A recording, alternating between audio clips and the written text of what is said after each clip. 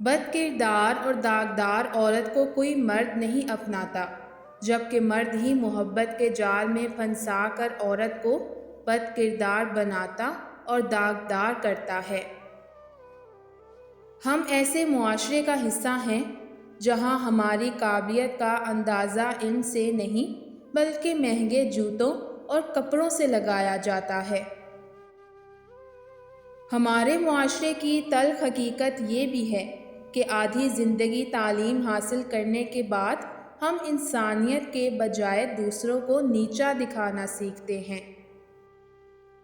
جسمانی گندگی سے کہیں بڑھ کر ہم ذہنی طور پہ گندے لوگ ہیں۔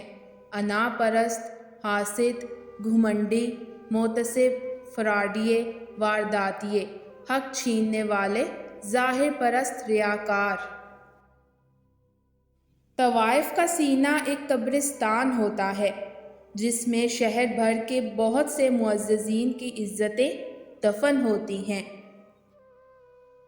مدتوں سے جسم کے جھولے میں دل مردہ بچے کی طرح خاموش ہے، اور زندگی ہے کہ ایک باولی ماں کی طرح جھولے جھلائی ہی جا رہی ہے۔ کچھ لوگ آپ کے بارے میں بھول جاتے ہیں کہ جب تک کہ انہیں آپ سے کسی چیز کی ضرورت نہ ہو۔ ہم کتنے عجیب ہیں، محبت کا اظہار تو جوش و خروش سے کرتے ہیں مگر اس کو برقرار رکھنا بھول جاتے ہیں۔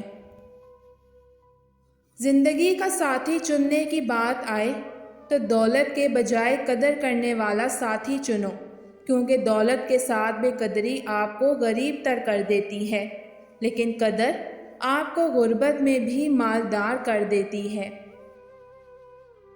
کچھ محبتیں بے نام ہوتی ہیں جن کا کوئی وجود نہیں ہوتا، بس میسج سے کال تک کا سفر کرتی ہیں، فیس بک سے واٹس ایپ تک آتی ہیں، پھر فون کی گیلری میں دم توڑ دیتی ہیں۔ کچھ محبتیں بس کی جاتی ہیں مگر اپناتا کوئی نہیں۔